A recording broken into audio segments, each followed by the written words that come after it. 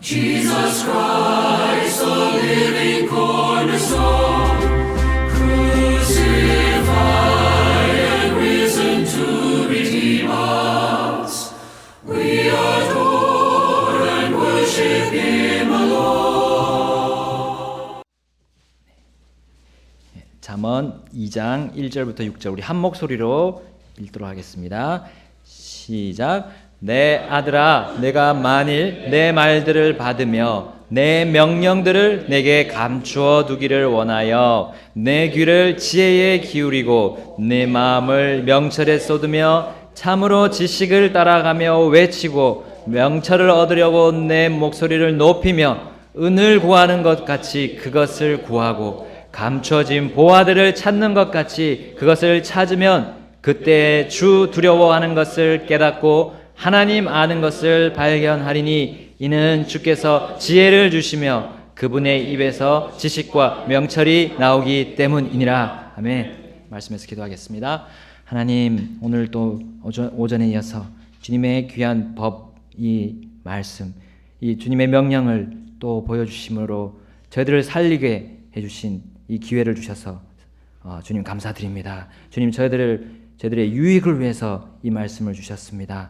주님, 저희들 이 말씀에 이 시간 또 마음을 열고 굴복하고 주님께서 원하시는 그 길로 가서 주님, 저희들이 주님께로부터 오는 유익들을 하나도 빠뜨리지 않고 얻고 그리고 주님께 영광 돌리는 이 땅에서의 나그네 삶이 될 수 있도록 도와주시옵소서. 예수님의 귀하신 이름으로 기도드렸습니다. 아멘. 네, 앉아주시겠습니다.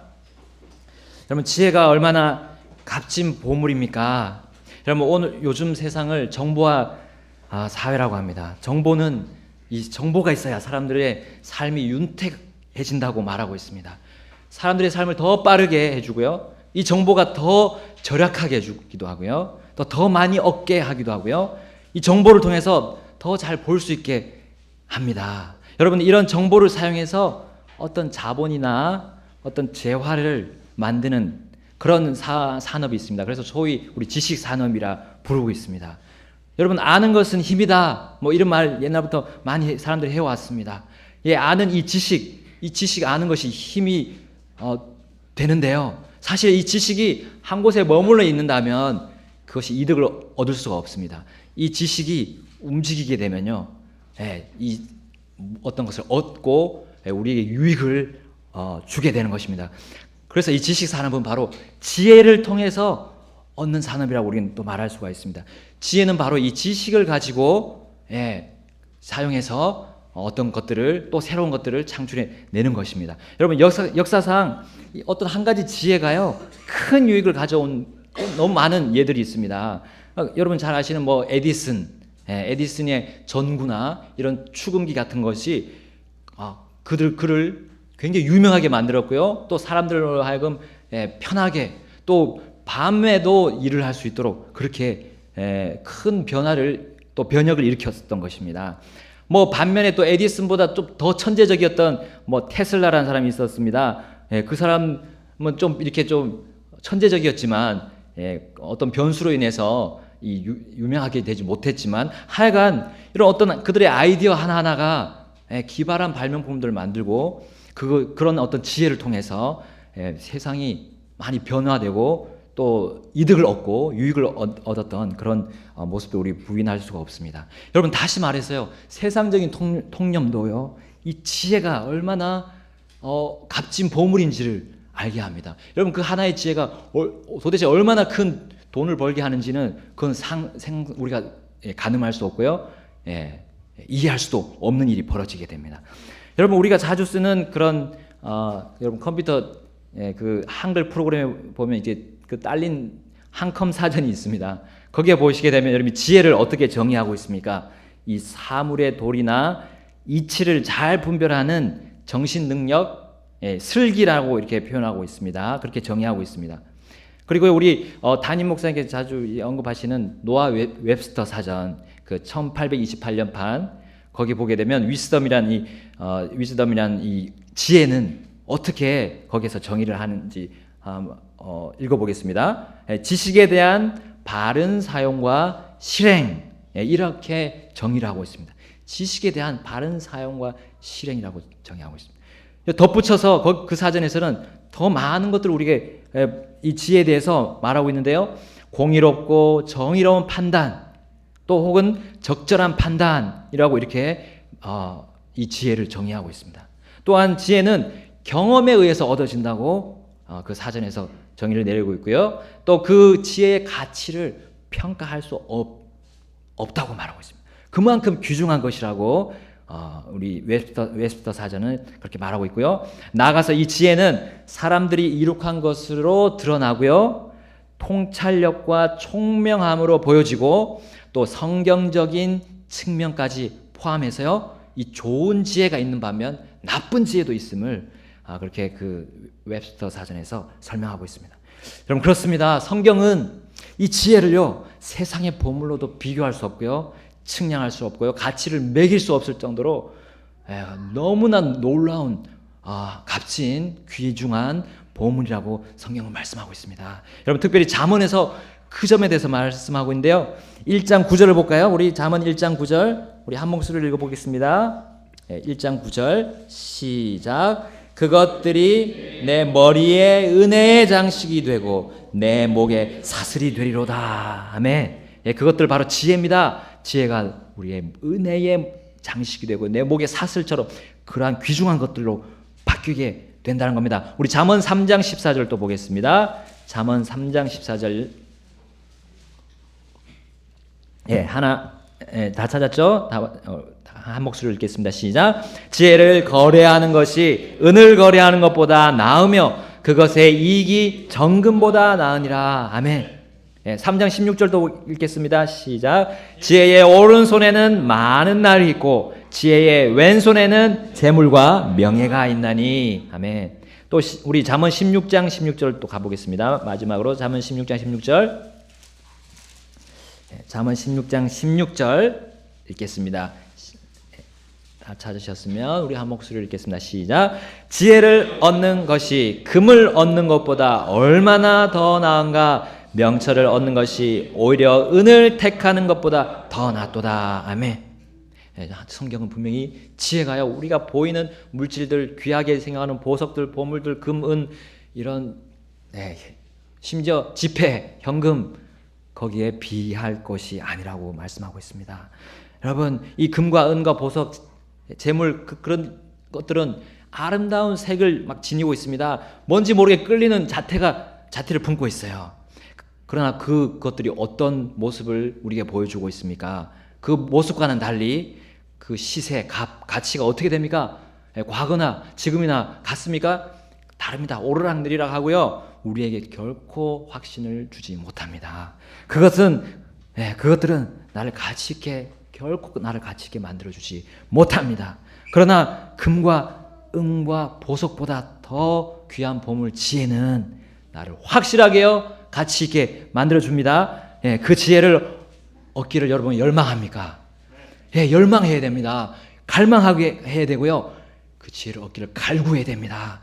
그래야 그것을 얻을 수 있습니다. 오늘 본문은 바로 이 점에 대해서 묻고 있습니다. 다른 것들보다 세상에 어떤 다른 것들보다 비교할 수 없는 이 값진 보물을 얻기를 정말 너가 원하느냐, 갈망하느냐, 갈구하느냐 물어보시고 있는데요. 6가지 다른 표현으로 말하고 있습니다. 우리 본문 다시 돌아가서 2장에 볼까요? 잠언 2장 우리 6가지 표현을 볼 수가 있습니다. 2장 2절 잠언 2장 2절 내 귀를 지혜에 기울이고 했습니다. 내 귀를 지혜에 기울이라 했습니다. 귀를요 쫑긋이 해서 그 지혜가 무슨 말을 할까 가만히 있지를 못하는 겁니다. 거기에 신경을 집중하는 겁니다. 그리고 또 두 번째 표현은 내 마음을 명철에 쏟으라 했습니다. 마음을 명철에다가요 그냥 쏟아내는 거예요. 우리 마음 볼 수 없지만 그 마음을 명철을 얻기 위해서 내 온 몸과 온 마음을 거기에 집중하라는 겁니다. 우리 3절 볼까요? 참으로 지식을 따라가며 외치라 했습니다. 지식이 가고 있는데 그것을 따라가서 외쳐서 나한테 지식을 좀 주십시오 하고 외치라는 겁니다. 명철을 얻으려고 내 목소리를 높이며 했습니다. 목소리를 높여야 사람들이 그 명철이 듣고 나에게 그 좋은 귀한 것을 준다는 거예요. 얻을 수 있다는 겁니다. 또 여기 4절 은을 구하는 것 같이 그것을 구하고요. 감추어진 보화들을 찾는 것 같이 그것을 찾는다라고 했습니다. 그것이 바로 지혜를 열망하고 갈망하고 갈구하는 사람의 모습입니다.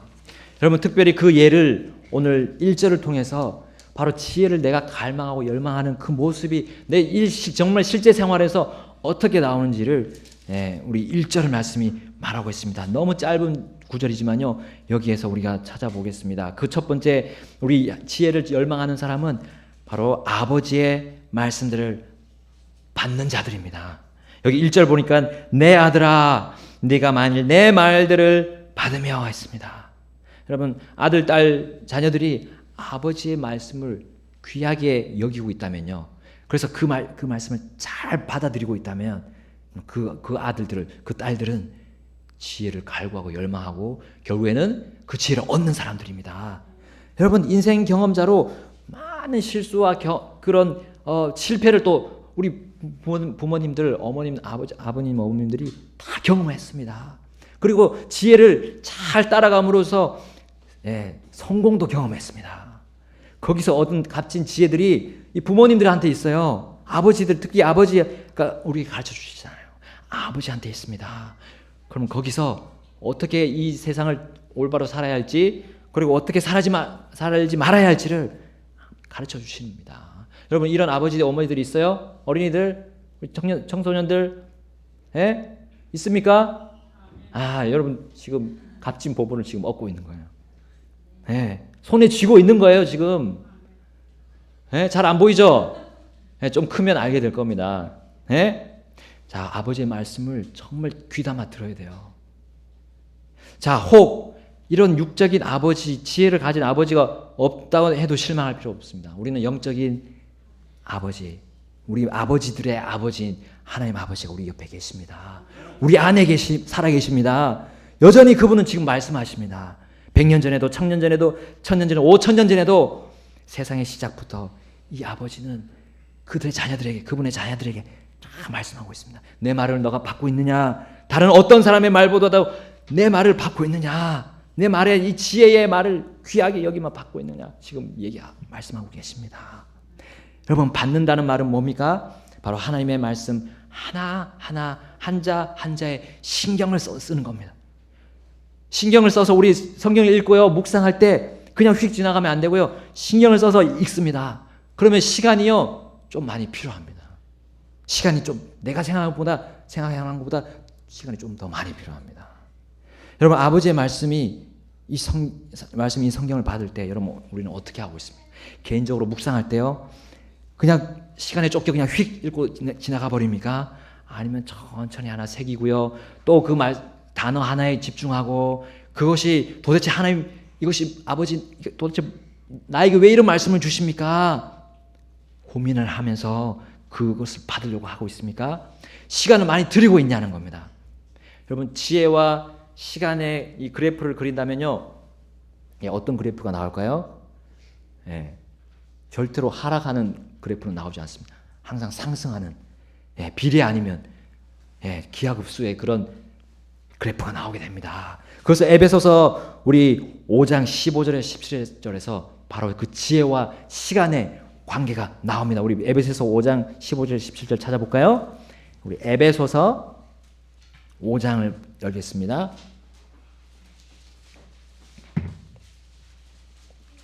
에베소서 5장 15절에서 17절입니다.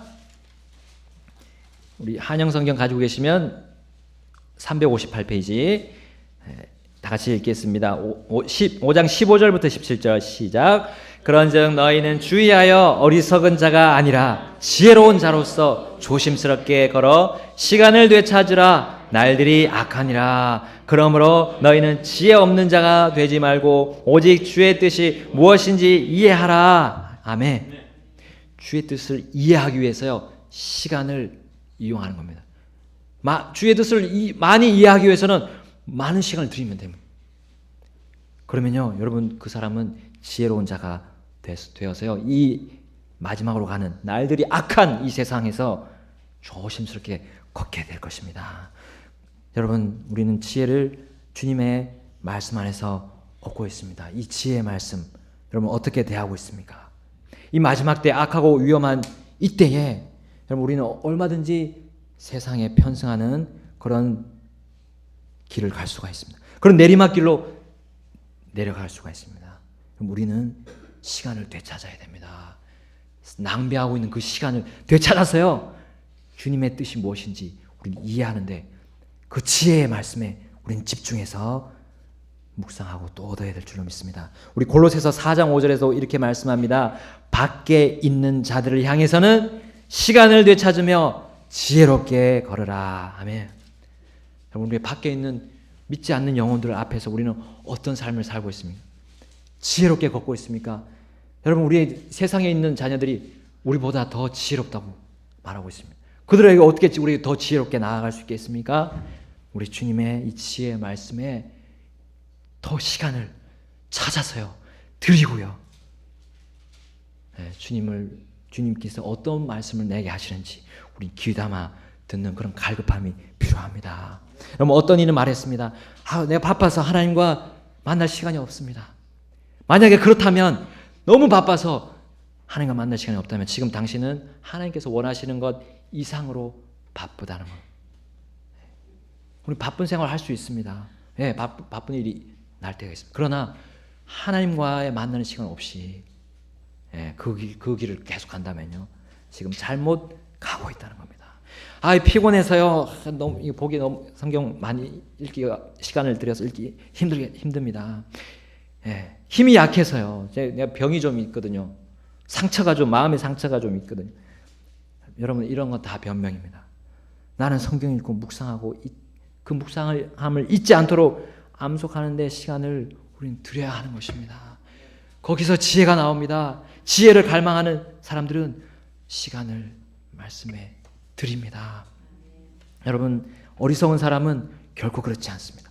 어리석은 사람은 자기의 여건과 상황을 가지고요, 자기의 형편을 항상 생각하고 거기에만 시간을 드리고 나아갑니다. 말씀은, 하나님 아버지의 말씀은 없습니다. 아버지의 말씀을 받기를 갈구하지 않습니다. 유일한 지혜를 얻을 수 있는 하나님의 말씀에 자신을 드리지 않습니다. 여러분, 개인적으로 혹은 교회적으로 우리 와서 말씀을 받을 때 아버지의 말씀 한 단어, 한 문장에 우린 계속해서 머리를 써야 합니다. 신경을 써야 합니다. 그럼 밥을 먹을 때 우리 씹지 않고 먹잖아요. 그러면 어떻게 됩니까? 잘 씹지 않고 먹으면 반드시 위장에 탈이 납니다. 위장에 무리가 가요. 이 침이 바로 그 역할을 합니다. 완전히 분해를 해서 탄수화물을 넣어서요, 췌장이 그 분해 효소를 나오지 않게 최대한 이 침으로 넣어야지 췌장이 그 분해 효소를 내지 않습니다. 그러면 췌장암이 걸리기 확률이 더 줄어들죠. 많이 씹어야 된다. 이 씹는 과정이 바로 하나님의 말씀을 씹는 과정. 이 벌집이라고 표현되고요, 음식이라고 표현되는 하나님의 말씀을 많이 씹으려면 어떻게 됩니까? 시간을 드려야 합니다. 묵상을 하고요, 정말 주님과 대화하는 시간을 많이 가져야 됩니다. 어떻게 대화합니까? 말씀 읽을 때 어떻게 대화합니까, 여러분? 하나님, 왜 내가 이 말씀을 오늘 주셨습니까? 왜 나에게 이 말씀을 주셨습니까? 내가 어떤 상황이길래 이 말씀을 주셨습니까? 물어보면서요, 만약에 하나님, 내가 이 말씀에 맞지 않는 부분이 있습니까?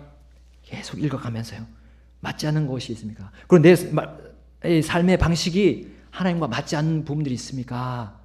물어가면서요, 주님께 여쭤보는 그 주님과 만나는 그 고귀한 시간에 여러분 시간을 더 드려야 할 줄로 믿습니다.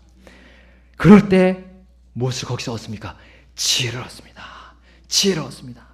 여러분, 아까 뭐라고 했습니까? 우리 4절에 은을 구하는 것 같이, 그리고 감추어진 보화를 찾는 것 같이. 보화를 어떻게 찾습니까? 광부들이 저 깊은 굴에 들어가서요, 산 밑에 들어가서요, 바위 그 두꺼운 단단하고 두꺼운 바위를 깨가면서 그 보화를 찾아내지 않습니까? 다이아몬드를 찾아내고요.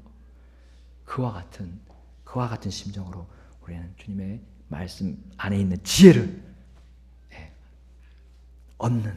갈구해서 얻는 우리들 되기를 주님께서 원하십니다. 우리 두 번째로 지혜를 얻기를 열망하는 사람은 아버지의 명령들을 감추는 자입니다. 아버지의 명령들. 여러분, 이것은 아버지들에게 또 한번 얘기해 주고 있습니다. 여기 내 아들아, 내가 만일 내 말들을 받으며 내 명령들을 내게 감추어 두기를 원하여, 이렇게 말씀하고 있습니다.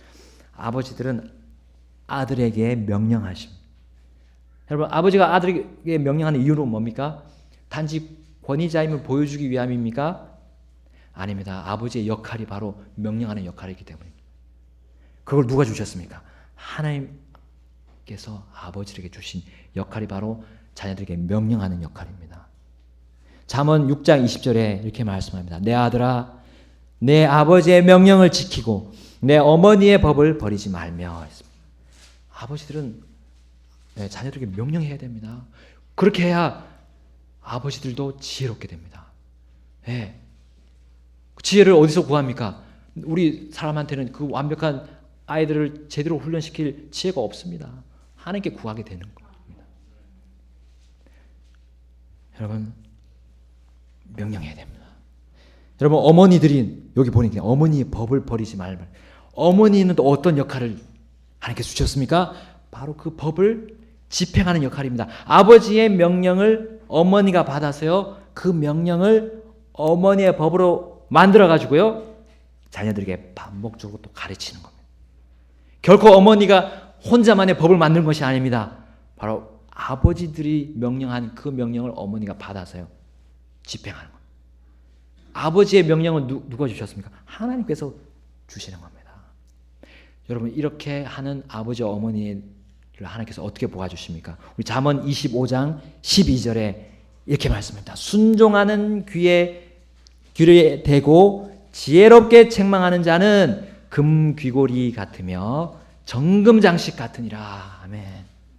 여러분, 여기 순종하는 귀, 바로 자녀들의 귀에 지혜롭게 책망하는, 명령하고요, 법을 올바로 가야 될 곳을 또 가지 말아야 될 것을 말하는 아버지 어머니들이 어떻게 보아줍니까? 금귀고리 같다고 했습니다. 정금 장식같이 하나님이 우리 아버지 어머니들을 그렇게 보아주신다는 겁니다. 귀하게요. 여러분, 지혜를 얻기를 열망하고 갈구하며 갈망하는 아버지는 하나님의 말씀들을 묵상해서 먼저 받아들입니다. 왜냐하면 거기서 자녀들을 가르칠 수 있는 바른 지혜와 총명함이 나오기 때문입니다. 주님의 남자들은 금귀고리와 같고 정금 장식 같은 그 보물을 두르고 있는 지혜로운 아버지가 되어야 합니다. 지금 아직 아버지가 안 된 사람은 그렇게 준비해야 됩니다. 아버지가 가정에서 명령하지 않는다면 그 가정은 처참한 꼴을 보게 되기 때문입니다. 질서가 무너지고요, 가정이 풍비박산이 납니다. 가정 구성원들은 자기 하고 싶은 대로 살게 됩니다. 통제 불능의 상태에 놓이게 됩니다. 하나님 아버지께서 너무 이 사실을 잘 알고 계십니다. 그래서 이 명령들을 지키고 순종하지 않게 되면 죽게 될 것을 알고 계셨어요. 잠언 4장 4절 보겠습니다. 잠언 4장 4절 보겠습니다. 잠언 4장 4절 한 목소리로 읽겠습니다.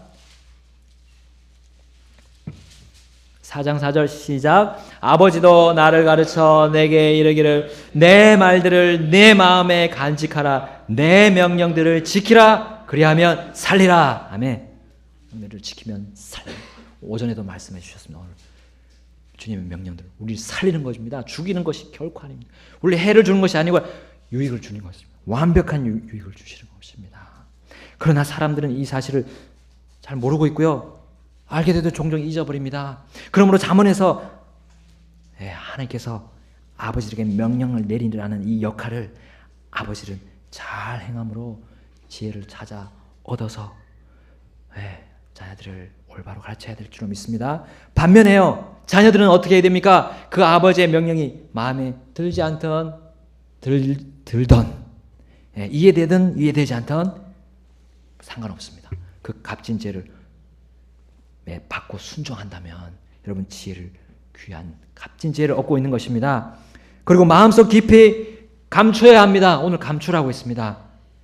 그 명령들을 감추라 했습니다. 왜냐하면요, 사탄이 와서 그 지혜의 말씀을 순식간에 뺏어갔기 때문입니다. 여러분, 그 말씀과 명령을 마음에서 감추어 빼앗기지 않는 지혜로운 자녀들을 또 특별히 지혜로운 청년들을 이렇게 말했습니다. 어떤 청년들입니까? 예, 시편 119편 9절 11절에 청년이 무엇으로 자기를 깨끗하게 하리까? 주의 말씀에 따라 자기를 조심함으로 하리다. 내가 주께 죄를 짓지 아니하려고 주의 말씀을 내 마음속에 숨겨나이다. 아멘. 우리 자녀들은 어릴 때부터 어린이들은 또 어린 자녀들은 어리석음이 매여 있다고 했습니다. 어리석음이 있습니다. 그 어리석음은 우리를 죄악의 길로 이끌기 때문에 지혜의 말씀을 받아들여야 됩니다. 그것이 그들을 지혜롭게 만들 수 있는 유일한 방법입니다. 아버지의 명령들을 잘 감추는 지혜로운 자녀는 어떻게 그 지혜를 드러냅니까? 보여줍니까? 바로 아버지로부터 독립해서요. 이제 한 가정을 이루었을 때 그것을 이제 증명하는 것입니다. 에베소서 6장 2절에 이렇게 말하죠. 내 아버지와 어머니를 공경하라. 그것은 약속 있는 첫째 명령이니. 아멘. 내 아버지 어머니를 결혼하고 나서 이제 더 이상 따르지 않는다고 하면, 혹은 그분들을 완전히 이별하고 작별하는 모습으로 가게 되면 그 사람은, 그 자녀는 그 지혜를 보여주지 못하고 있는 것입니다. 어리석게 되어가는 겁니다. 여러분, 하나님께서는 독립된 가정을 독립된 부분으로 말씀하셨습니다. 그렇다고 해서요 부모님을 경솔히 대하거나 무시해도 됨을 말씀하지 않으셨습니다. 부모님에 대해서요 힘 닿는 데까지 공경해야 됩니다. 그분들에 대해서 관심을 가지고 기도하고요, 또 그 기도에 대한 증명을 어떻게 합니까? 그분들을 찾아뵙고 최대한 안부를 묻고요, 또 그들의 필요를 봐주고요, 세심히 채워드리고 챙겨드려야 한다는 것입니다. 이거 너무 기본적으로 보이시죠? 근데요, 이건 기본입니다. 맞습니다. 그러나 기본이 안 되는 일을 우리는 너무나 이 세상에서 많이 보고 있습니다. 여러분, 이 지혜의 말씀들을 받고 있는데 지식적으로만 받을 때가 많아요. 여러분, 심지어 독립침례교회 신앙을 가지고 있는 우리 사이에도 이 지혜를 얻기를 갈망하지 않고 그냥 지식으로만 받고 있는 경우들이 많습니다. 그래서요, 기본적인 이런 부모를 섬기는 것, 또 우리 예의 예절이 있지 않습니까? 우리 어른들에게 대하는 태도들이 너무 없어져 가고 있는 것을 우리 보고 있습니다. 여러분, 예를 들면 인사하는 겁니다. 여러분, 인사하는 게 작게 보이죠? 그러나 이 인사가 얼마나 큰 역할을 하는지 우리는 잘 알 수 있습니다. 여러분, 우리 비행기 승무원들, 우리 스튜어디스 보면 미모가 문제가 아닙니다. 그들의 처음에 어떻게 합니까?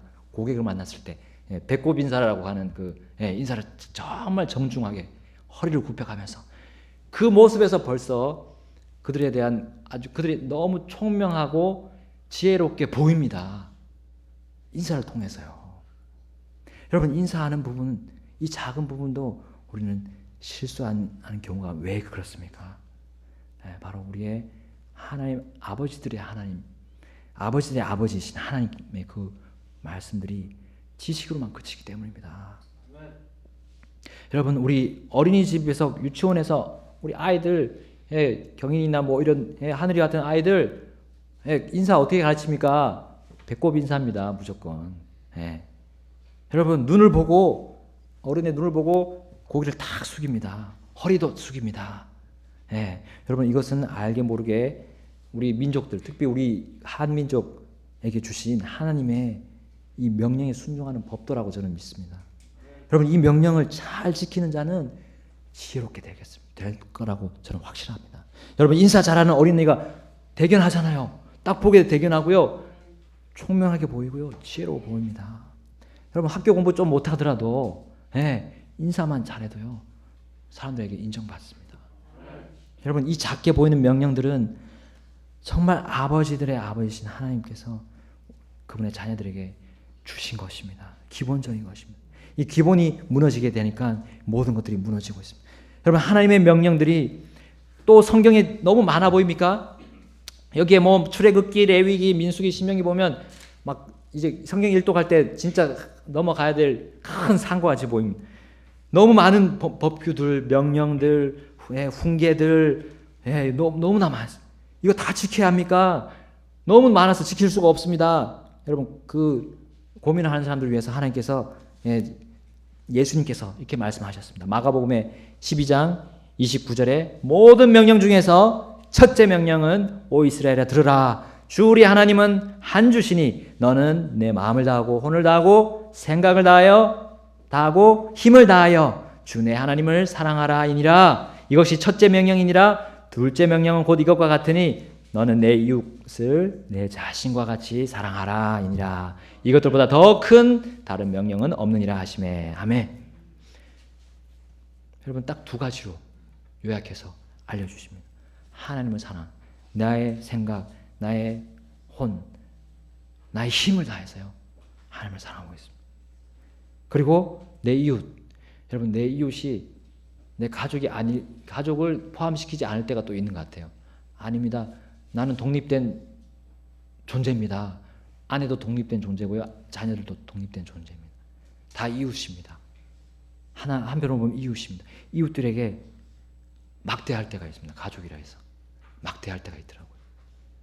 여러분 그렇게 되면 안 됩니다. 정말 사랑으로 내 자신, 내 몸과 같이, 그들을 내 몸과 같이 사랑하라고 하셨습니다. 여러분 사람들과 관계에서 딱 한 가지만 또 명령하신 게 있습니다.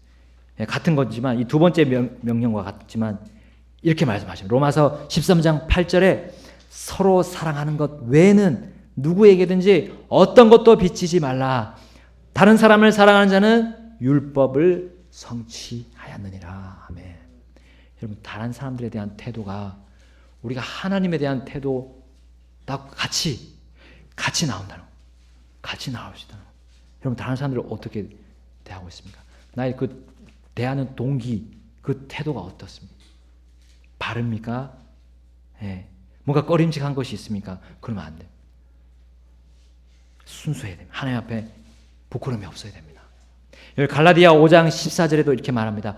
온 율법은 이것, 즉 너는 내 이웃을 내 자신과 같이 사랑하라 하신 한 말씀 안에서 성취되었느니라. 아멘.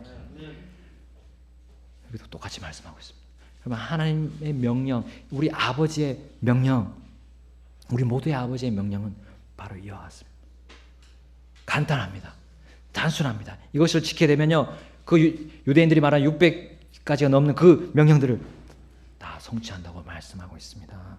여러분 아버지의 말씀들과 명령들을 듣고 새기고 간직하고 귀한 보물을 감추듯이 간직하는 사람들은 하나님의 값진 지혜를 얻게 될 것입니다. 그리하여 지혜롭게 된 그 사람들에게 하나님은 다음과 같이 오늘 본문에서 약속하고 계십니다. 2장 5절부터 보겠습니다. 우리 잠언 2장 5절. 지혜를 갈망했어요. 지혜를 열망하고 갈구해서 그 지혜를 얻어서 지혜롭게 된 사람들에게 어떤 유익이 주어집니까? 우리 5절 읽겠습니다. 시작. 그때 주 두려워하는 것을 깨닫고 하나님 아는 것을 발견하리니. 아멘. 여러분 주 두려워하기가 쉽습니까? 보이지 않으시는데 어떻게 두려워하기 너무 어렵습니다. 특히 나 혼자 있을 때 하나님 인식하면서, 우리 지난 주일에도 들었지만 하나님 인식하면서 살기가 너무나 힘듭니다. 너무나 힘듭니다. 그런데요, 우리 이 말씀을 가지고 이 지혜의 말씀을 안에서 지혜를 얻기를 내가 갈구하고 시간을 들이고 감추려고 하고 암송하고 또 이 말씀대로 내가 살겠다고 결단하는 매일의 삶이 된다면 어느샌가 하나님을 의식하게 된다는 거예요. 하나님을 안다는 겁니다. 보이지 않는 하나님을 우리가 알 수가 없는데, 우리 힘으로는 알 수가 없는데 알게 된다는 겁니다. 그 놀라우신 하나님. 이 세상을 다 만드시고요, 저 우주의 모든 별들을 여러분 그 다 만들었다는 생각을 해보십시오. 너무나 놀랍고 너무나 넓은 그 하나님을 우리가 알게 된다는 겁니다. 이 얼마나 큰 축복입니까? 9절 보겠습니다. 6절 보겠습니다. 이는 주께서 지혜를 주시며 그분의 입에서 지식과 명철이 나오기 때문이니라. 사람에게서 나온 것이 아닙니다. 사람에게서 나온 지혜는 그 완벽한 지혜가 아닙니다. 그 지혜 속에 나쁜 지혜가 숨어 있습니다. 그것을 고린도전서에 말씀하고 있습니다. 다음에 보겠습니다. 9절 보겠습니다. 9절에도 그 우리에게 주시는 지혜로운 사람에게 주시는 보상이 있습니다. 시작. 그런즉 내가 의와 판단의 공의와 공평을 깨달으며 참으로 모든 선한 행로를 깨달으리로다. 아멘. 여러분, 이것을 얻으려고 많은 사람들이 도를 행하고요, 수행을 하고, 자기 몸을 찢고, 산에 가서 몇 달을, 몇 년을 도 닦고 하는 사람들이 많습니다. 그럴 필요가 없다는 것을 우리 주님께서 얘기하고 있습니다. 너무나 간단합니다. 10절 보겠습니다. 시작. 지혜가 내 마음에 들어가며 지식이 내 혼에게 기쁨이 될 때에는 분별이 너를 보존하며 명철이 너를 보호하여 악한 자의 길과 비뚤어진 것들을 말하는 자에게서 너를 건져내리라. 아멘. 이 세상에 너무나 많은 악한 사람들이 우리 즐비합니다. 우리 친구들 나를 속이려고 하는 많은 사람들, 여러분 어떻게 속지 않을 수가 있습니까? 너무나 매혹적인 것들로 다가오고요. 어떻게 속지 않을 수 있습니까? 거기서 지혜가 말씀 안에 있습니다. 지혜롭게 된 사람은 그 길을 잘 능히 피해갈 수 있습니다. 그 능력을 주님께서 주신다고 말씀하셨습니다.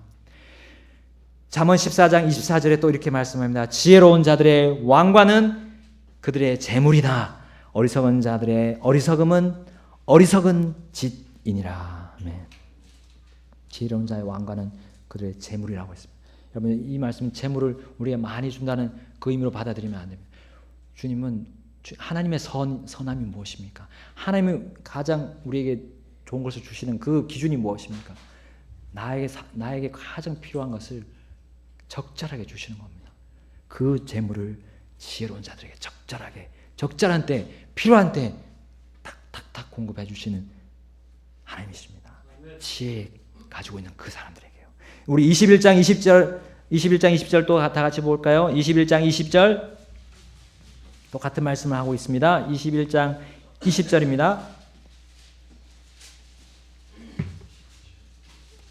잠언 21장 20절 다 같이 읽겠습니다. 시작. 지혜로운 자의 거처에는 갖기를 바라는 보물과 기름이 있으나 어리석은 자는 그것을 낭비하느니라. 아멘.